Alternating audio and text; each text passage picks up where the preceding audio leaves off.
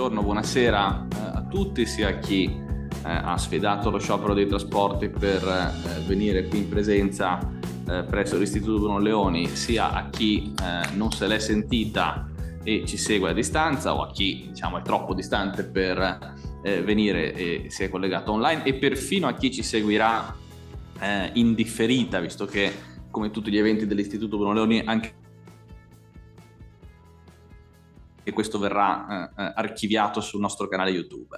Quello di stasera è un seminario particolare, un seminario per certi versi di lavoro, perché è un seminario attraverso cui vogliamo approfondire cos'è, come si misura, che effetti produce la libertà economica, e lo vogliamo fare con chi questo sforzo ha cominciato a farlo a metà degli anni 90.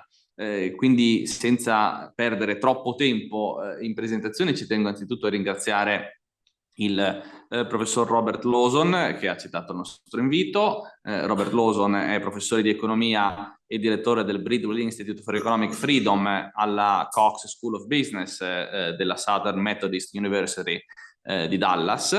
È stato nel passato presidente dell'Association of Private Enterprise Education, è senior fellow del Fraser Institute, per cui ha anche sviluppato e contribuisce a mantenere questo indice della libertà economica di cui ci parlerà questa sera. È un membro della Mont Pelerin Society e, ultimo ma non meno importante, è coautore insieme a Benjamin Powell di un libro dal titolo che non lascia molto spazio a dubbi, cioè Socialism Sucks.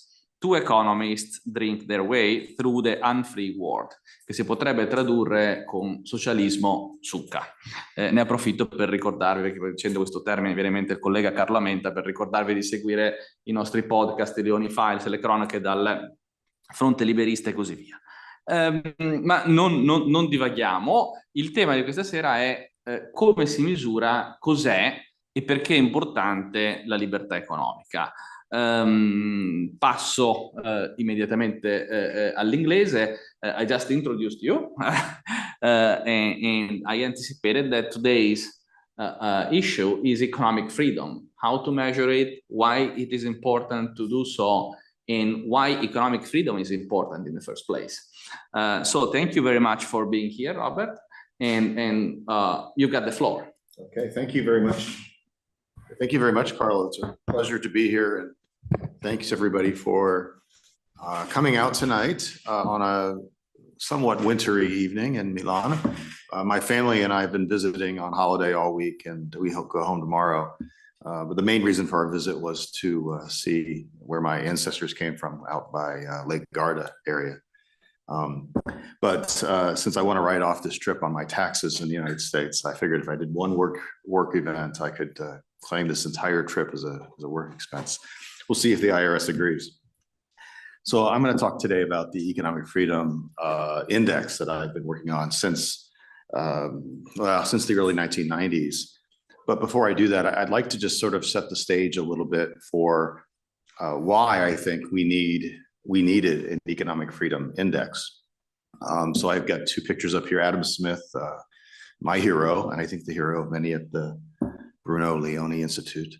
And in Smith's book, The Wealth of Nations, he advocated for something he called the system of natural liberty. And that's not a phrase we would use much today, but today we would say laissez-faire, or free markets, or economic freedom, or even capitalism.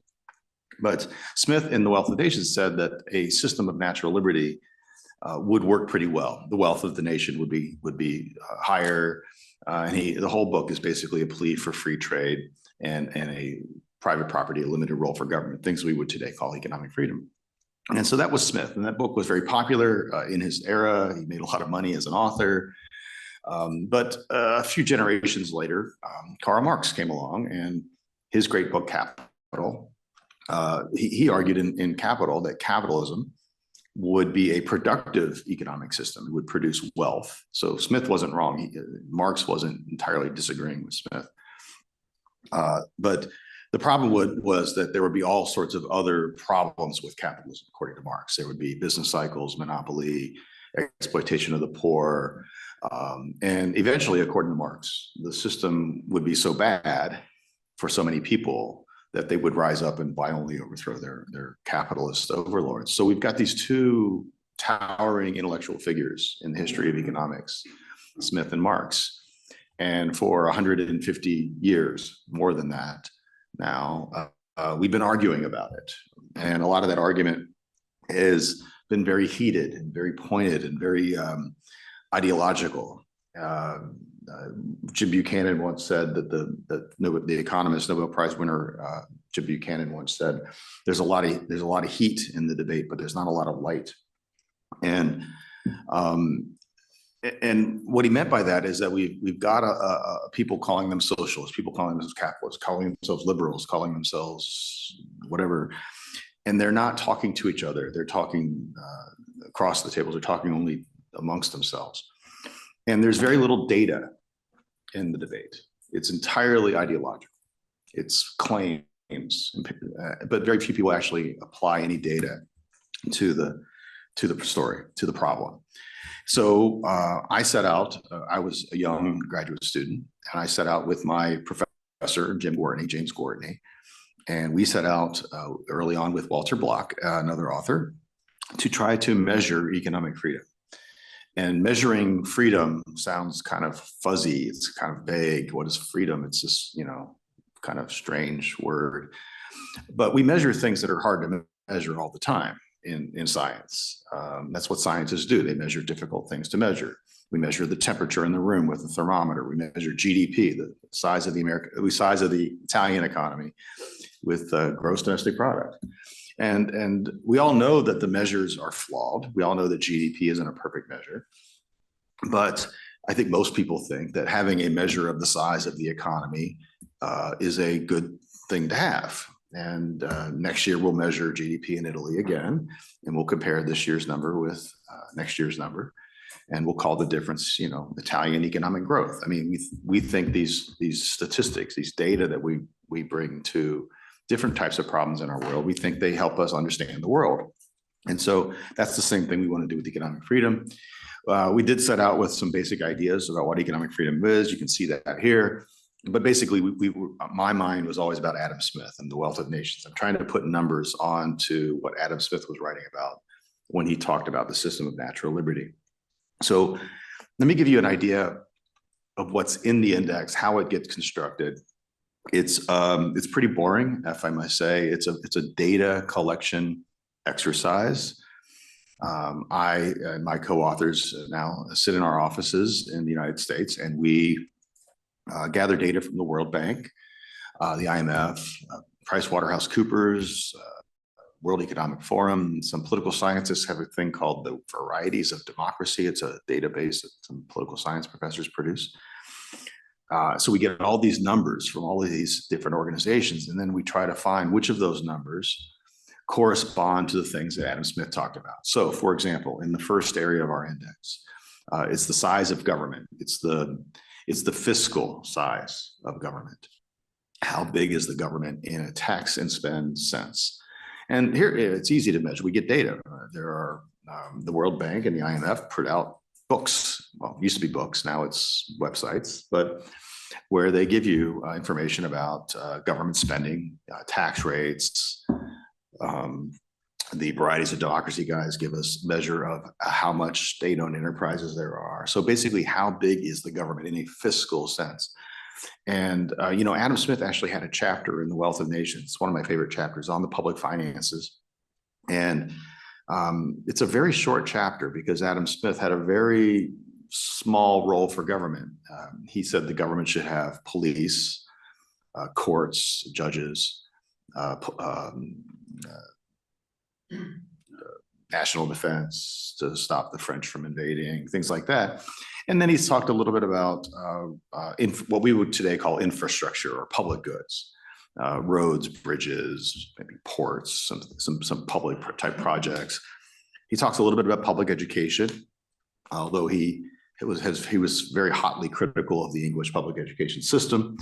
I think he would like it even less if he saw it today, but then the chapter is over. And that's it. So Adam Smith's role for government in a fiscal sense, what should the government tax people for and provide for them in government services, was police, judges, national defense, some ports and some bridges and some roads, and maybe some schools. And that was the end of the chapter. Well, we all know that the governments that we have, the Italian government, the German government, the United States government is much, much larger than that. My government, my city, I live in Dallas. My city owns a hotel. Adam Smith didn't think the governments of should be running hotels, right? So if Adam Smith thought government should be this big, every one of us in this room, wherever we live, our governments are this big. They're much larger than what Adam Smith said. So anyway, we gather all these data, and it's pretty straightforward. Countries that have bigger governments that spend more money and tax their people more get lower scores. And the countries that have lower government spending and lower taxes get better scores. I use an advanced branch of mathematics called arithmetic. I don't know if that joke works in Italian or for Italians, but Arithmetica. Arithmetica. So a very low level mathematics to convert the raw numbers into an index number. And our index score is from 0 to 10. 10 is sort of Adam Smith, and 0 is the opposite of Adam Smith. The second area of our index is legal structure and property rights. Many people think this is the most important area, most foundational area. I don't know if I would say most important, but I would agree that it's most foundational. Private property is the essence of any system of economic freedom. It's awfully hard to do anything in economic life without secure property rights. And so here we measure property rights in a number of different ways. Most of these data come from surveys, the World Bank and the World Economic Forum in particular. I do get some numbers now from the Economist Intelligence Unit also. And it's things like survey questions of business people, asking them questions like, how secure are property rights? It's just a survey question. Or how impartial are the judges? Or from the World Bank, project that they had that measured how many days it takes to settle a contract dispute. So if I cheat Carlo out of a deal, like I give, or he gives me money and I don't perform the job, I don't do the job, and he sues me in an Italian court, how long would it take the Italian court to make me give him his money back? Yeah. So I actually don't know the answer to what the World Bank says. Well, we have this joke that once upon a time the threat was, I will take you to court, yeah. And now the threat is, take me to court, please. Yes, right, indeed. I think so. In the United States, they say it takes about a year to settle a dispute, which isn't too bad, I guess. But where are your property rights more secure?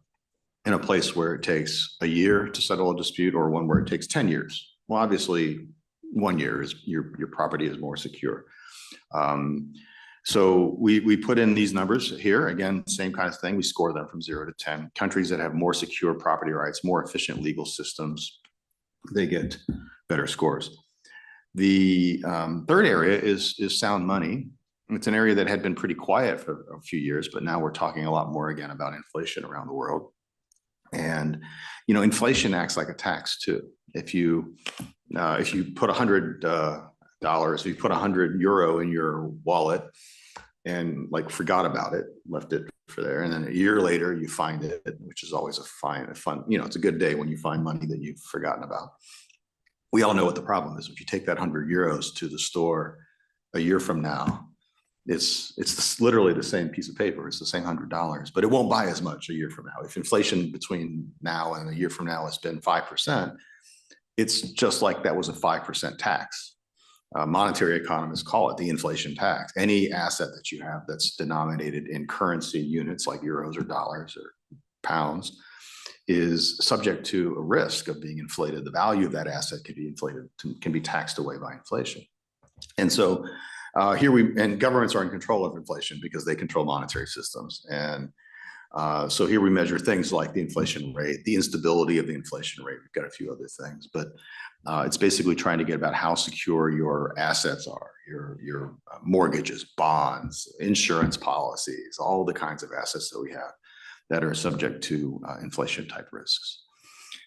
The fourth area is the one that I think is the most, it's the one I associate the most with Adam Smith. Adam Smith, if you remember him for one and only one thing, you should remember him as a free trader. He had the audacity to argue in 1776 that the British, the English, should trade freely with the French. And that was a crazy argument in his era because the English and the British and the French had been bitter enemies for centuries. And this crazy Scotsman is saying that the British should trade freely with the French. What a crazy idea. And of course, we're still arguing this, right? I mean, in my country, we're arguing whether we should trade with China or Mexico, and I'm sure you have debates along these lines here. And so in the fourth area, we get most of our data from the World Trade Organization, which gathers data on tariffs and the range of tariffs, tariff rates. We also have some information here on capital controls. So governments also limit our ability not just to buy things across borders, but also to invest across borders. So limits on capital flows is also a component of this area. And we have one area on travel too. It's about travel freedom. And do you allow people to freely enter your country? And you might know if Europeans know this well, I think, if you've been to the United States gets a very bad score here because the United States is very tough on its visa regime. And something that I understand the Europeans are now retaliating on against us, which is understandable, but bad for me. So anyway, this is basically the freedom of people to move goods and services, to move financial assets, and to move themselves across borders. Same thing, 0 to 10. And then the last area is the big area that looks at regulation of credit, labor, and business, it's called. It's basically a bunch of different types of regulatory policies. And every country has regulations of one kind or another. And the only kinds of regulations we can cover are going to be the big ones, like minimum wages or interest rate controls, or if you have them, and restrictions on starting a business or things like this. Every country has like idiosyncratic, peculiar regulations that only exist, say, in Italy or only exist in Mexico. We can't measure those very easily, but we can measure the big things. But there's about 14, I think, different types of regulatory regulations. In labor markets, we have things like the rule on severance pay. When you fire a worker, how many months or sometimes it's years of wages, salary you have to give the workers when you leave. By the way, United States, we have no such law. In the United States, there is no requirement legally to pay your workers anything when you fire them. And so the US gets a pretty good score there, but most of the European countries, of course, do not in the labor market regulation area. So we put all these areas, again, there's, I think, 42 variables in the index across these 5 areas. We have data for 165 countries, and we have data all the way back to 1970. We have some data even earlier than that, but we really start our index around 1970. So we've got a good cross-section of countries, and we've got a good time series over time. So we can track differences between countries, but also very importantly, we can track a single country over time. So maybe we'll have a quiz. What country is the highest rated, most economically free country? So we have a guess. Carlo. You can speak. Sure. Costa Rica. They're not terrible. Switzerland's in the top 10. So it's going to be Singapore.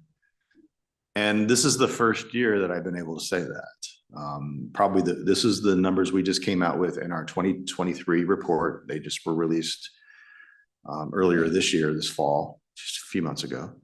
The data are for 21. So my data are always a 2-year delay. It takes about 2 years for the numbers to get published by the IMF and to me, and then we publish. So it's about 2 years.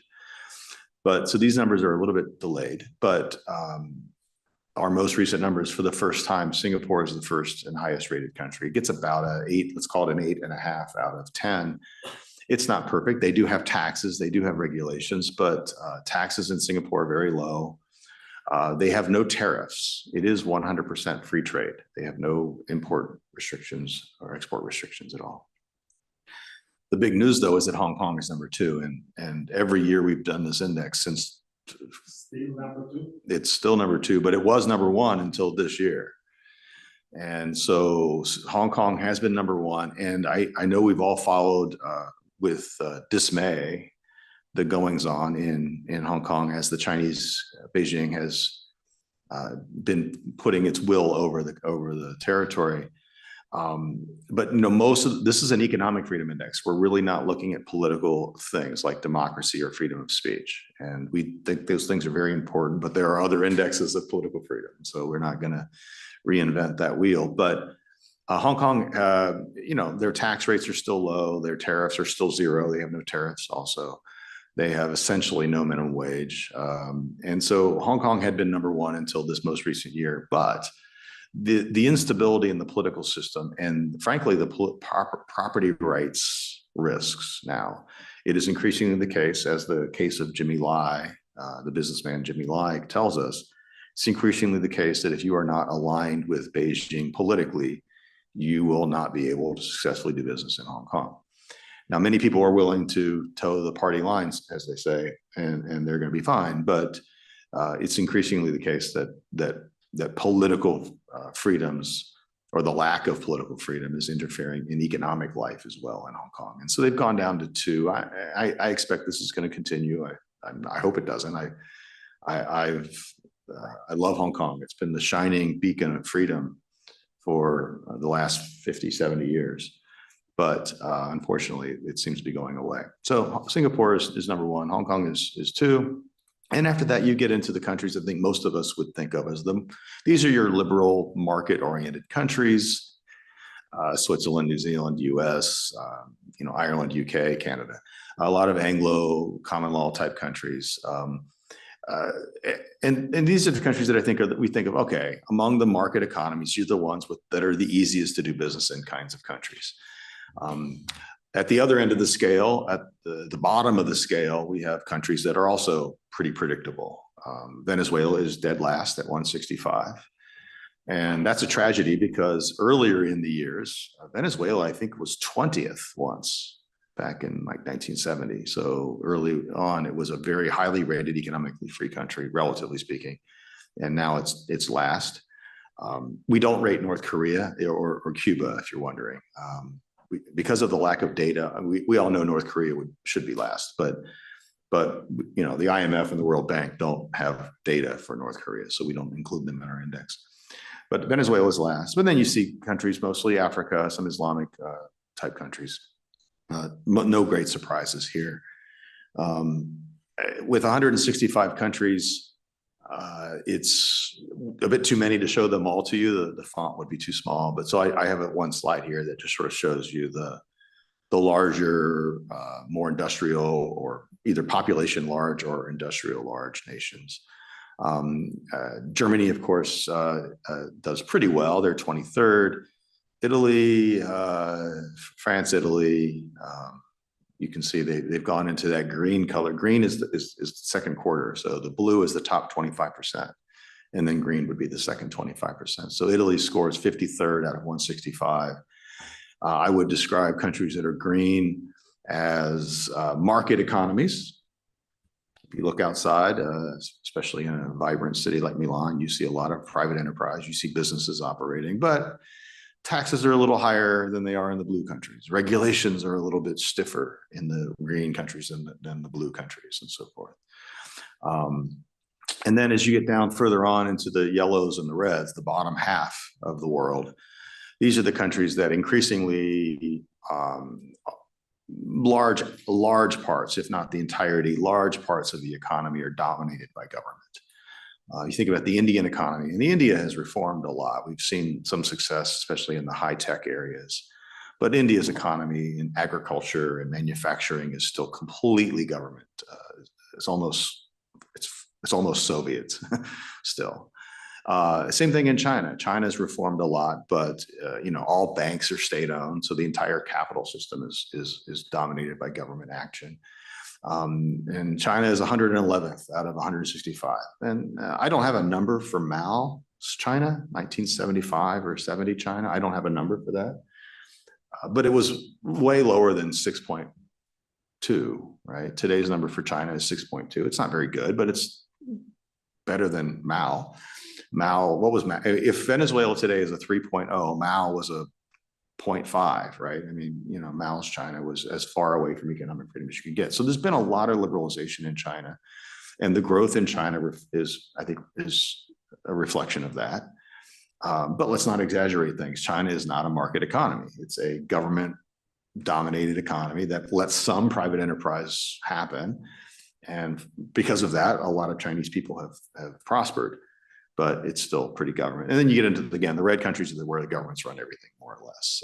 Big news, of course, Argentina lately. We're hoping that that'll change in the next few years. So those are the sort of the rankings and ratings for the countries. This is a color map that gives you a sort of a sense of the distribution. Again, the same color scheme, 25% is blue, 25% is green, and so forth. You know, one of the, you know, I came of age in the 1980s, and I'm a child of the Cold War and the Soviet Union. And for me, the most dramatic event of my life was the breakup of the Soviet Union in 1991. And that's also at the time when we were beginning this index. And so what's been, I think, one of the most interesting things for me personally is watching the various parts of the Soviet Union go their various ways. Baltics, Estonia, Latvia, Lithuania, you see that if you look closely, they're blue. They're in the top 25%, and also in the South Caucasus, both Georgia and Armenia are blue, and also in the top 25%. We should reflect on that. I mean, in 1991, this is just a little over 30 years ago, they were Soviet republics. I mean, as deep red as you could probably imagine being on an economic freedom index, and now they're in the top quarter of the countries. They score better than Italy and Germany in some cases. So that's been impressive. Of course, you see parts of the Soviet Union have still not done much. Ukraine is still red. Belarus is still red. Well, it's actually gotten, is that green now? Okay, my eyes are failing me. But anyway, some of the green in the Central Caucasus, Kazakhstan, Kyrgyzstan, and so forth, they're also made some strides. But so the Soviet Union has kind of gone all kinds of directions. Some of the parts of the Soviet Union, like Georgia and Estonia, have really rushed towards markets, and other parts like Ukraine and Belarus is not so much. The other part that's interesting is Africa, and that map doesn't look very good for Africa. It's almost entirely in the bottom half of the distribution. It's yellow and red. You see a couple green in Kenya, Botswana, Zambia is not terrible, and so forth. But that's a little deceiving, because by design, 25% of the countries are red. If you do the numbers, say in 1980, the map looks very much like this for Africa, but those were on a 10-point scale, they were 3, 4, and now they're 5 and 6. So that still puts these countries in the bottom half or the bottom quarter. But there's been a lot of liberalization in Africa. You may have heard recently there's a new continent-wide free trade agreement that's getting a lot of traction, especially thanks to the Kenyans. So Africa is liberalizing very, very fast, actually. And I think parts of Africa will be, especially the greener and yellower parts of it, are going to be possible candidates for economic growth takeoffs, similar to what we saw in, say, Southeast Asia in the 90s, when we saw Indonesia and Malaysia and Thailand kind of take off. I think that's going to happen in Africa in the next 20 years. That's not investment advice, though, so don't. Is Mongolia green? Yeah, Mongolia is green. That's above the halfway mark. Yeah, and there are a lot of liberals in Mongolia trying to do things. Yeah, it's tough, but yeah, amazing. Yeah, it is amazing. That's the beautiful thing about the index, is that you sometimes it confirms what you already know. I think most of us already knew Chile is probably the most liberal country in South America, and Peru, and they show up that way. And but then you learn something occasionally, like, you can't really see it, but Mauritius, the island of Mauritius in the Indian Ocean, is it's either blue or green, but it's the highest rated African country. It's not really African, it's in the middle of the ocean, but But that's another one. I didn't even know it. I've never even heard of Mauritius, frankly, until I started doing this work. And but it turns out that Mauritius has a very vibrant free trade economy, and our index, picks that up, and that's good. So that's the big picture. And now we've got this index. We have this index of economic freedom. What can we, well, I'll talk about the trends here. This is the trend just from 2000. If you go back to 1980 or 70, you'll see a similar growth. But basically, we've seen the index grow a lot through the 80s and 90s. But even after 2000, which is when this chart starts, we see growth in the index. There's been a global liberalization movement. Some people call this neoliberalism. If you don't like it, you call it neoliberalism. If you like it, you call it liberalism. But there's been a movement towards lower trade, more open, or lower taxes, more open trade, privatization, and on and on and on. You see a little bit of problems in the financial crisis where governments responded to the financial crisis with a lot of new spending and regulations. And then you see the COVID crisis, the COVID pandemic there at the end.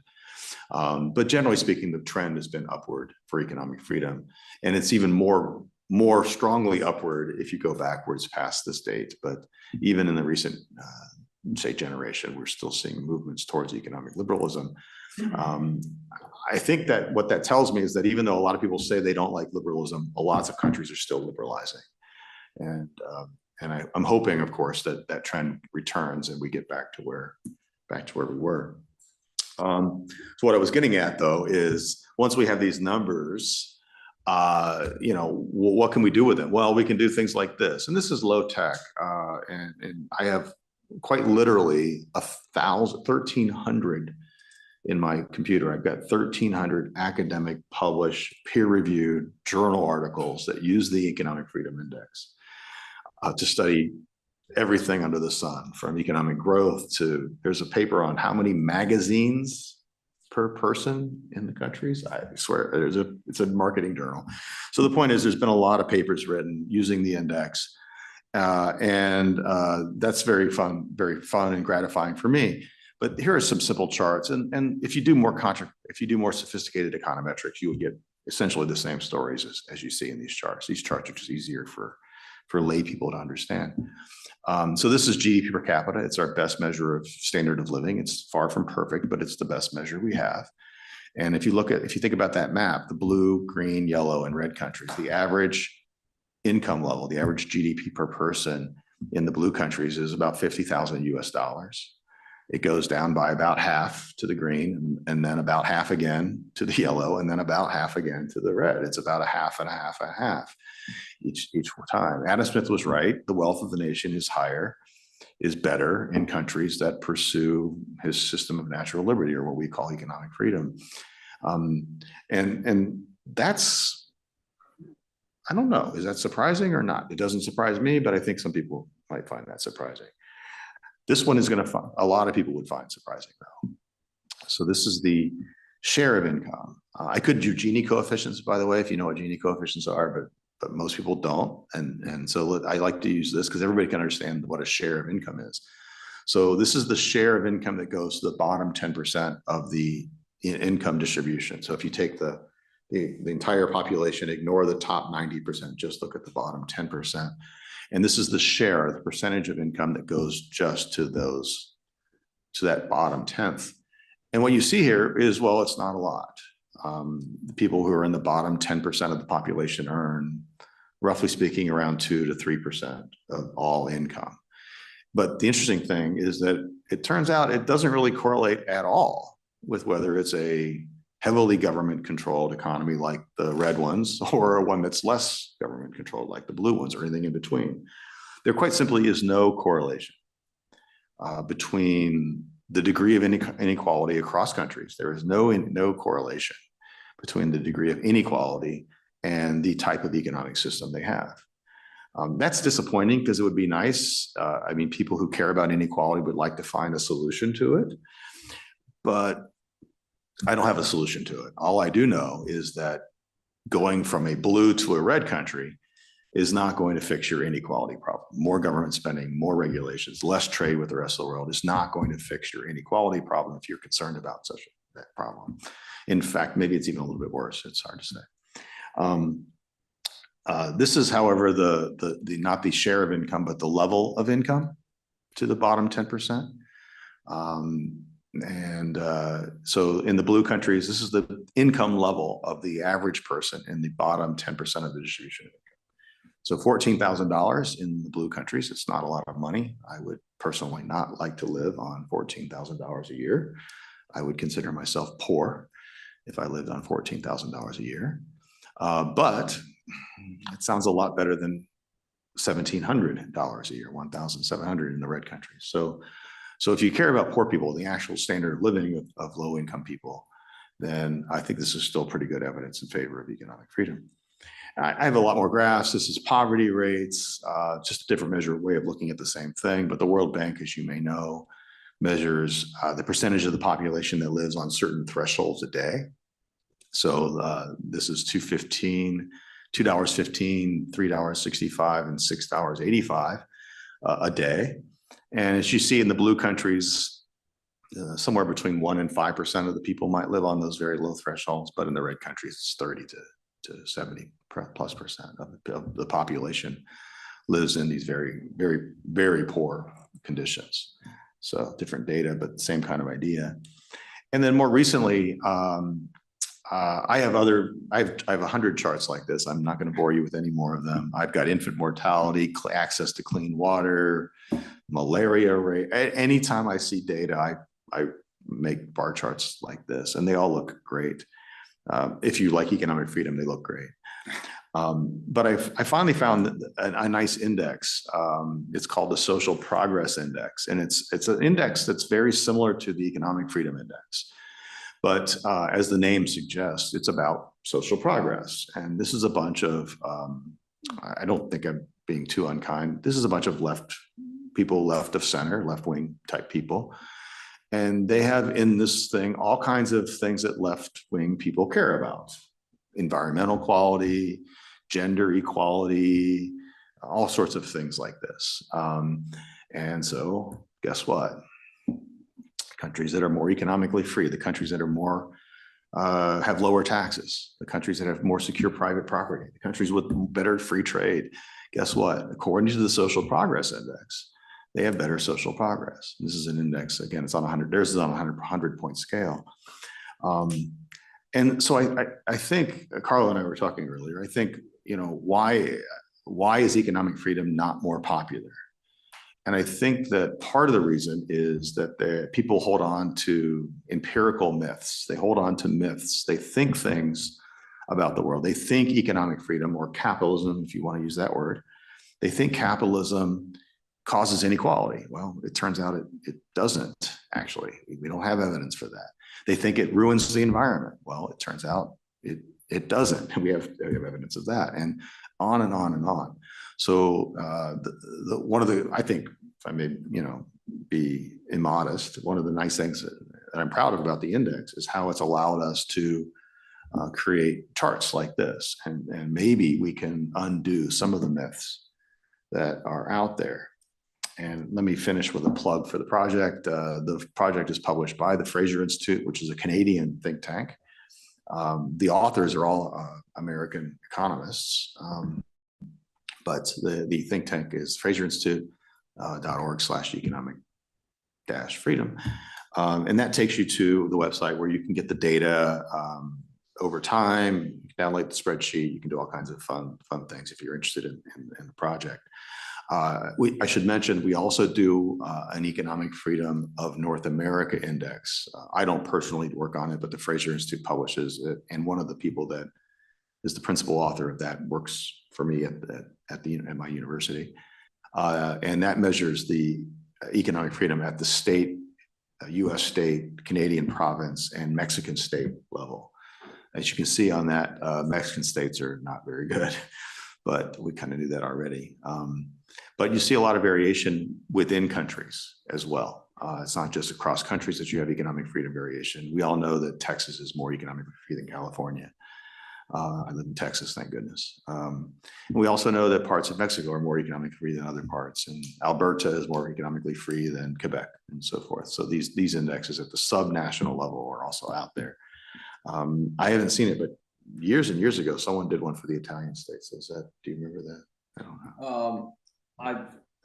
I think there was a subnational index from Doing Business that ranked Italian, well, not really regions, but Italian cities according to the usual indicators that Doing Business use. So maybe that's a project for the Bruno Leoni. Well, we are indeed working on an index of economic freedom in Italian cities. Okay, great. Yeah. But I should not tell this because that's still secret. Super. Well, that's my presentation, and I think we can take questions for as long as we have time. So thank you very much, Bob. Thank you for your time. Thank you for telling us about the index, but also about economic freedom. We have some time for questions or comments or well, anything short of insults, I think, even objections. But let me, well, I've got quite a few of them, and I will take advantage of being the benevolent dictator of this meeting by jumping the queue and asking a question. One thing that strikes quite a bit, I mean, looking at the map, is what you also emphasized in a way, that if you are a free country, it is very likely that you are, I mean, that the countries around you are also free. Mm-hmm. And if you are an unfree country, it is very likely that around you, you find unfree or relatively unfree countries. So this seems to suggest that there are some sort of cultural or historical roots of economic freedom or of the ability of the country to switch to economic freedom. If this is, well, first question is this the case? And second question is, if this is the case, if the ultimate problem lies in the culture of a country, what can we do to reverse it? That's a great question, and it is the $64 million question. Well, we've got inflation, so I think it's much more than a few $million. $64 billion or something. So that is a good question. It's one that I don't have a very satisfying answer for. I think that we're now at the point where we have a pretty good scientific standing to say things like economic freedom, and I'll say causes faster growth, higher incomes, and doesn't cause greater inequality or environmental degradation or whatever. I think we've got enough science built up to make those kinds of claims. And not everyone necessarily would agree with those claims, but I think the science is pretty strong on that. That just invites the next question. It's like, well, okay, economic freedom is good. How do we get more of it? And you're quite correct that there does seem to be a lot of geographic correlation going on, you know. And there have been studies that looked at this.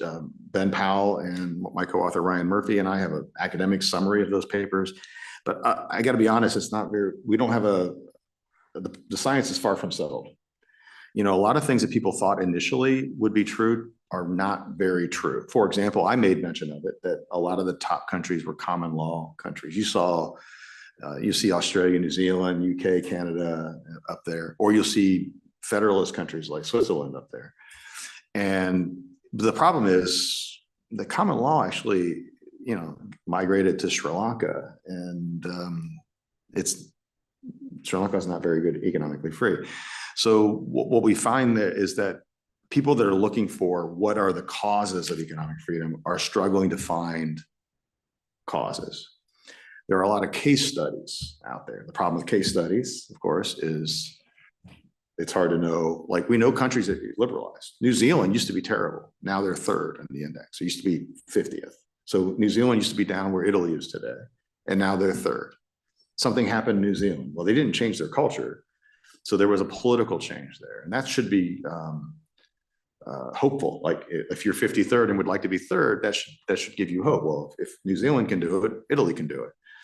The problem is the way in which New Zealand did it is probably not something you can just, you know, export to Italy. It turns out it was a very peculiar, it was a lot of individuals. I've studied the Georgian case. You know, Georgia was a Soviet republic in '91, and today it's been in the top 10. I think it's like 17th or 20th or something like that now. But how does a country go in from being in the Soviet Union to being 20th? And I studied that. Well, it turns out it was an idiosyncratic story. It was not a story that I can then take the lessons from that country and just drop them in another country. So that's been the most, that is the most active research area right now. I don't think that we have a very good idea of it, though. I wish I did, because if we did, we'd, it'd be easy, right? We just go around and say, do this and you'll be free. But it's not so easy. Yeah. Any questions? Okay,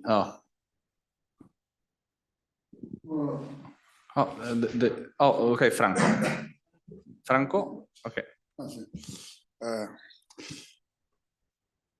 I think the political problem is at the root of these discrepancies between one set of countries and other countries, or even of one country and their neighbors. I'm thinking of Israel, who has only one side. That's the flight to New York. Let me, and if I don't answer, please restate, but political systems do matter here. I probably was a little too harsh in my previous answer. There is the good evidence. It's not like overwhelming, but there's good evidence that democracies or politically liberal places that are politically liberal in the sense of freedom of speech, freedom to vote, and that those places are more likely to liberalize. And I'm a public choice economist. I studied as a student all the problems with democracy. Democracy is a terrible system, as they say, except for all the rest, right? We all know that democracy has problems and flaws. But if you care about economic freedom, it turns out that most of the countries that liberalized, that went from, like the New Zealand, they went from low to high. Most countries that liberalized did so democratically. Singapore is really an exception to the rule, because Singapore is it's not Nazi Germany, but it's not a liberal democracy either. Okay, let's be fair. So Singapore and to a certain extent Hong Kong were the two exceptions to the rule, that they became economically free while being politically unfree. So one of the things I've become, I'm not softer on anyway, is I think democracy is a very good system. Because I think only in democracies are you likely to get more economically free. The problem is not all democracies choose economic freedom. Most very frequently democracies, Brazil is a democracy and they don't choose economic freedom, right? Many of the countries that are red on the map are actually democracies and they don't choose economic freedom. So there's something guaranteed about a politically free environment that will give you more economic freedom. But if you compare the democracies and their chances of liberal, it's much more likely there than it is autocracies. How many autocrats, how many dictators choose economic freedom? Well, I guess we could argue Lee Kuan Yew did in Singapore, and maybe the British governor did in Hong Kong. But outside of those two examples, you really aren't going to find very many economically liberal examples that were brought to fore by autocratically. So there has been more interest in the last few years on the political freedom and economic freedom kind of nexus, and because they are different. They're clearly not the same thing, right? And I don't know if that answers it all, but hopefully. I think there was a question out there by Carlo. Okay.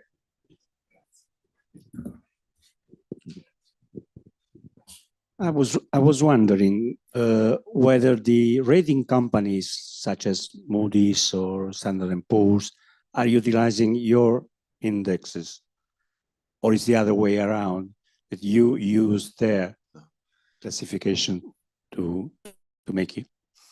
That's a great question. I have some purely anecdotal and unverifiable information that says yes, that our index, and to be sure, there are other indexes out there like ours, political freedom indexes and so forth. And I've been told, and again, I can't source this, but I've been told that the sovereign debt raters do use these types of ratings as part of their process.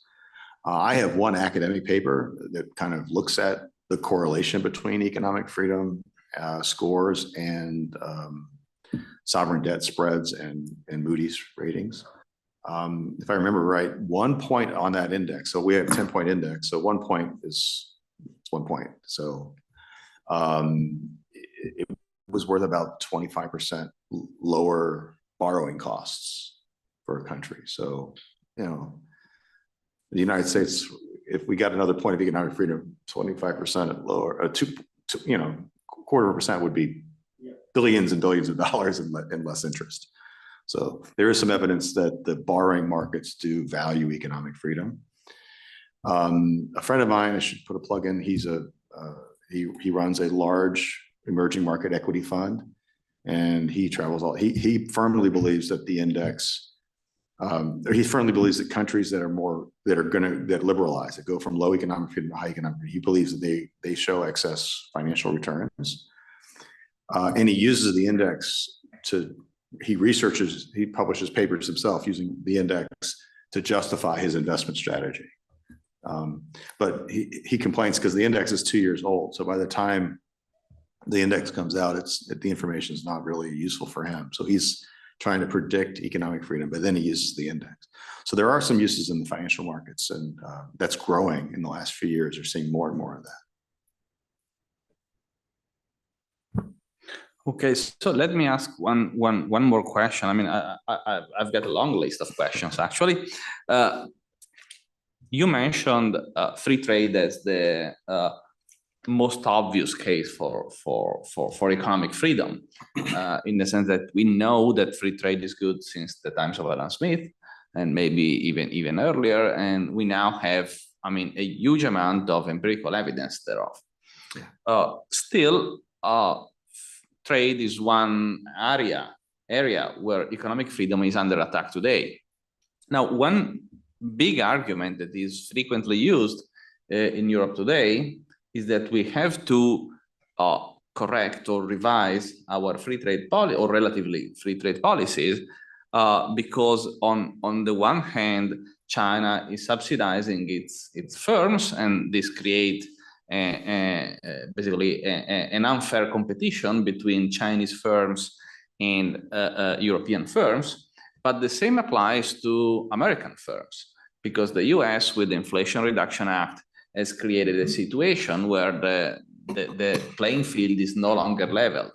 So how would you answer to this kind of issues? How would you reply to those saying, okay, free trade might be good in principle, but in the real world, we have to deal with this? Well, I mean, I still think it's good, even if the Chinese subsidize their solar panels and so forth. By the way, that's bad policy for the Chinese. And the U.S. Inflation Reduction Act and our Export-Import Bank it's bad policy for the United States. We have no business, because I think it's bad for American taxpayers to subsidize the well-being of European consumers, which is essentially what the Export-Import does. But having said that, if I was a European, or speaking as American, if the Chinese government wants to subsidize my standard of living, I'm more or less willing to let them do that. I think it's stupid for them to do that, but it doesn't undermine the case at all, to me, for free trade. The larger point is the essence of trade is always built on inequalities. I mean, we buy oranges from Florida, or maybe you buy them from Southern Italy, sure, or Spain, because it's sunny there. And that's just not fair, right? It's unfair. Think of all the jobs Milan lost in the orange industry because the sun doesn't shine enough here. Well, we all understand that's an absurd argument, right? That's absurd. No one thinks Milanese will be richer if we start growing oranges here, right? That'd be crazy. You would be poorer, not richer. Well, the same is true for even artificial type unfairnesses out there. Right? I think we should be free traders ourselves. The other second thing is that gives us moral leverage to demand free trade from them. We have no moral authority as Americans to yell at the rest of the world for their trade policies while we have an export-import bank. And other countries rightly, correctly laugh at the United States for claiming so. So get the moral high ground, be free traders, and I mentioned the visa policy earlier too. People in America are really mad that we're going to have to get visas, even though it's going to be pretty easy, I understand. But we're mad that we're going to have to get visas to come see the Colosseum in Rome. But that's what we make you do. And so if America and the U.S. State Department has no authority, moral authority to complain about European visa policies when we have worse policies ourselves. So. Yeah, well, let me dig into this, because I think in Europe today, this is the really big issue. So I have two counter arguments that I want, not that I share them, but I want you to elaborate. Counter argument number one is, okay, but what about if we become fully dependent on China or on whoever for a very important like material or a very important product, and then China starts blackmailing us with, I will cut you this product unless you do something that I like. So how do you answer to this geopolitical kind of argument? Yeah, I think there is some room for reasonable people to think that about some things. You're certainly hearing this with respect to some rare earth metals and things of the sort.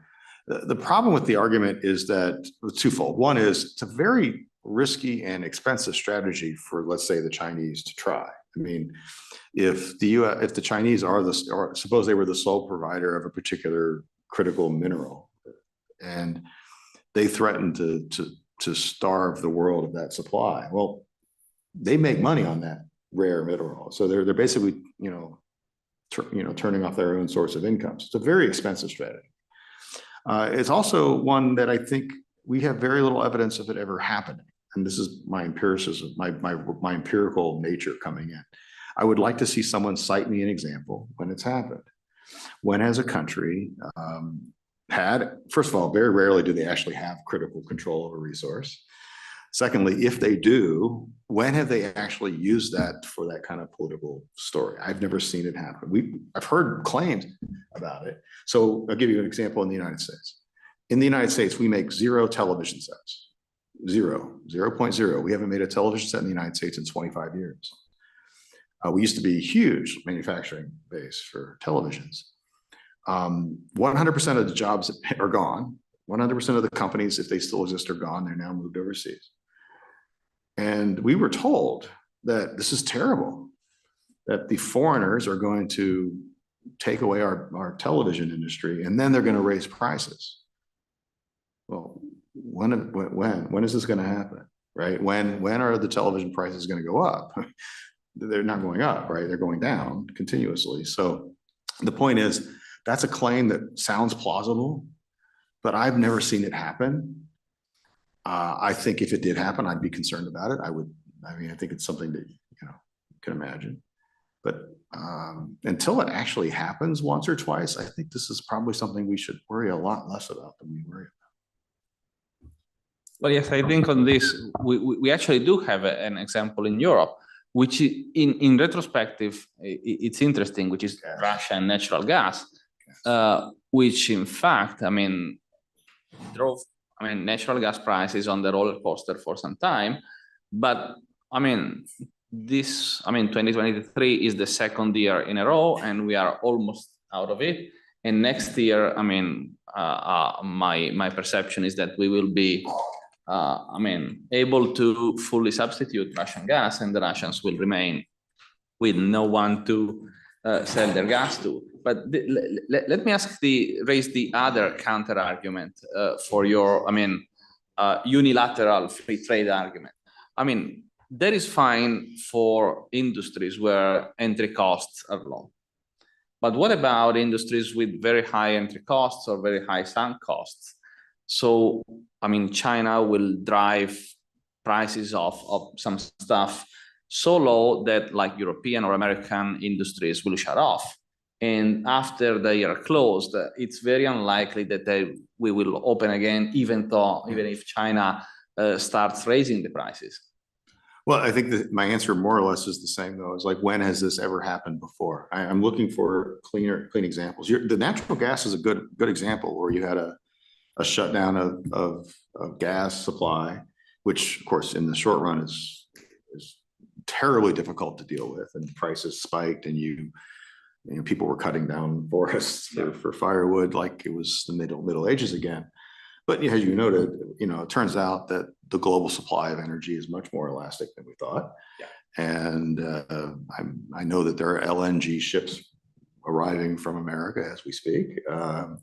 So those fears in the long run turns out not to have been that long, were greatly exaggerated. And I think the same thing about the drive them out of business, and then he gets the same argument, the drive them out of business, and then because the startup costs are so high, then we can you know, act like a cartel and restrict output and raise prices. I'm just looking for successful historical examples of this actually happening in a way that was a major long-run disruption. I mean, OPEC did it for 2 years in the 70s, and that was disruptive as heck for I mean, I remember OPEC waiting in line for fuel and petrol, but you know, looking backward at it, it really didn't change the world too much, right? And they end up giving up the fight because they knew, because eventually we found, you know, alternate oil sources. So I'm just looking for empirical evidence for this. I think the story is plausible, but I'm still waiting for a really good example of it ever happening. And I might change my mind if I find, you know, if I found a few examples of the Chinese destroying Western industries, and then after they destroy those industries, then they raise prices on. I might change my mind, but I've never seen that. My television prices keep falling. They're not going up. And by the way, speaking again of natural gas, I mean, what actually prevented to some extent the European and American, well, but mostly European companies to invest in raising new sources is the ESG standards rather than the Russians or the Chinese. Right. So that is a self-inflicted harm to some extent. Well, you guys should be fracking. Sorry. Yeah. Well, we do not have shale gas in Italy, but the British and the French. Yes, there is a question over there, and then Frank again.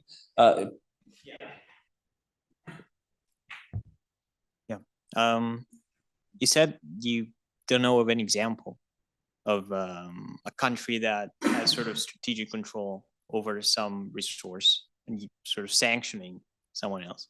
I guess you could find, well, I'm not sure the Chinese, it's more like the opposite, right? Something the West did. If you think of the most advanced, you know, photolithography machines produced by ASML that have been, you know, now they cannot sell them to the Chinese. Or think of, you know, some of the most advanced designs by NVIDIA, right? NVIDIA GPUs. This is something we are doing to them, to the Chinese, right? I mean, yeah. And it's, you know, the jury's still out on what is going to be the long-term or even medium term impact. But I mean, you know, these are examples, and I you know, these are something that is going on, that's happening right now. Something we are doing to them, sure. Right? But yeah. Yeah, I don't think there's any question there. I mean, there are certainly some strategic resources that are in the control of one or a small number of governments or countries, and in many countries, not ours, but in many countries, governments and countries are the same thing. What I was really speaking to was when are they going to you know, get to the consumer product type thing. But to my earlier point, though, and I appreciate your comment. Yeah, again, what moral authority does the United States have to scream about the Chinese potential withholding of strategic resources when we're essentially doing the same thing to them? And maybe we're doing it for a good reason, but they're sitting there saying they're doing it for good reason, you know. And so it's not moral equivalence here, but we do lose some authority when we do the same kinds of things, you know, ourselves. there is also a history of the economic index. We owe tremendously to Miss Thatcher. Where would we be without her? Yeah. Without you also. And can we draw some, I don't know, some hope from that story, from that experience? I mean, I would like also to know something of that period that you can tell her, because that's where, at least to me, where you made you famous to so many people. Yeah, I mean, I think, I mean, it's hard to now, looking back, it's hard to remember how absolutely socialist England, Great Britain, United Kingdom had become.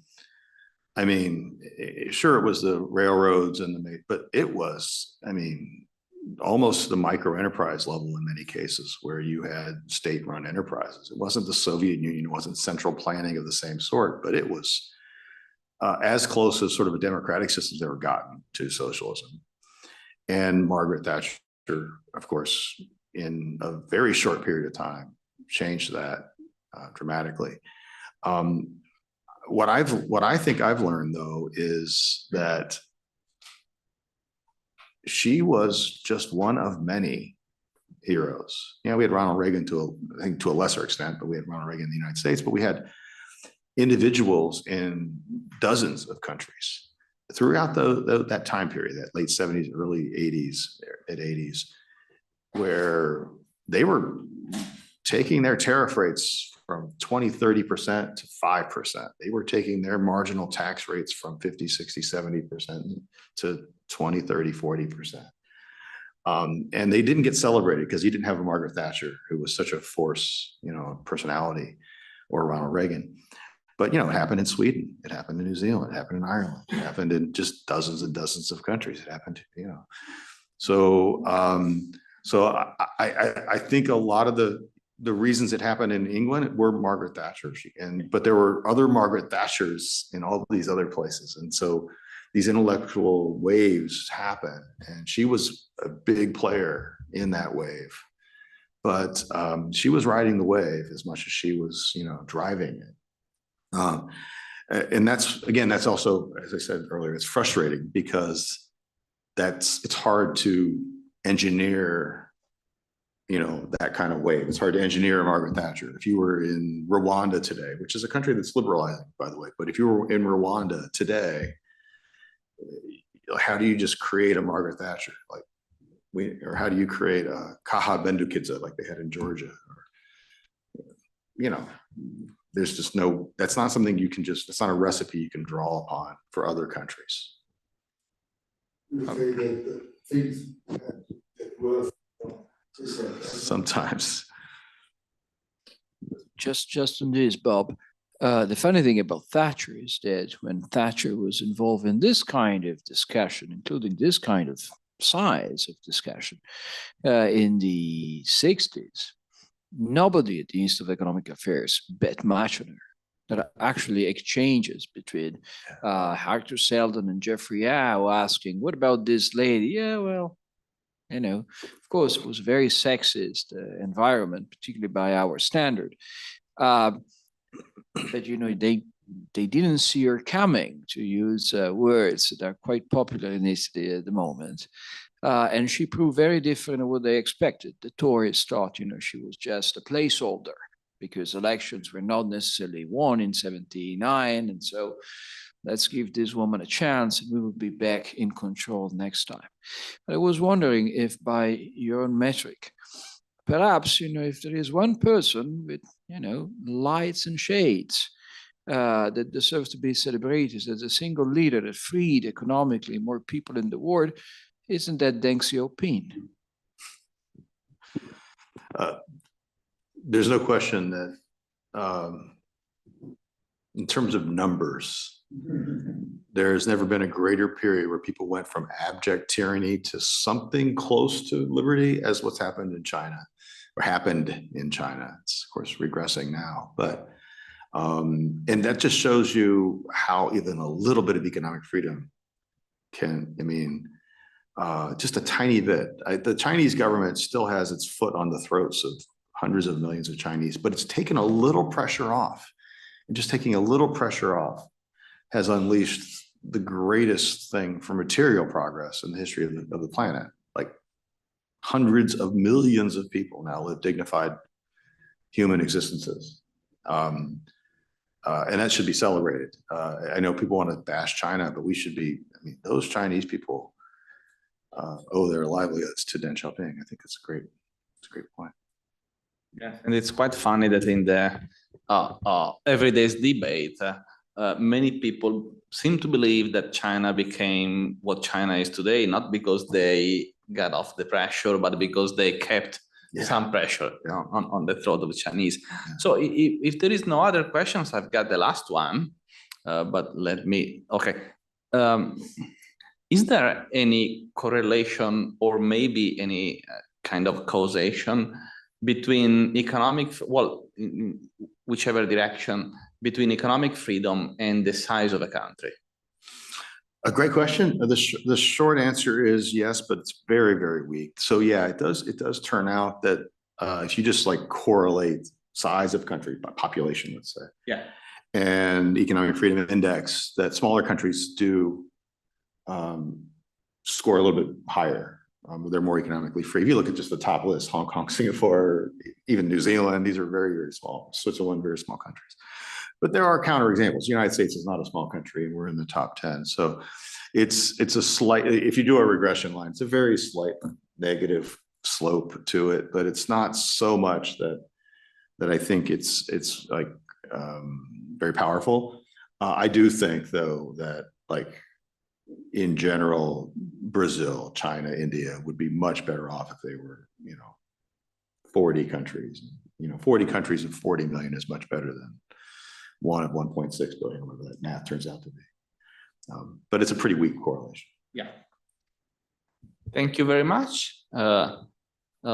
Thank you for coming, for joining us, for entertaining us, and for teaching us that economic freedom works. And it's not just a nice thing, it's also a useful thing, which is something which may make a difference in the, or that we hope will can make a difference to some extent in the perception of liberalizations and other reforms that increase economic freedom generally in the world, but particularly in our country, which has some problem in that respect. So thank you very much, Bob. Thank to all of the heroic people who have been coming here despite the strike, speaking about economic freedom, and to everybody who is following us online despite the looming nationalization of the Italian broadband network. So thank you very much, and see you next time.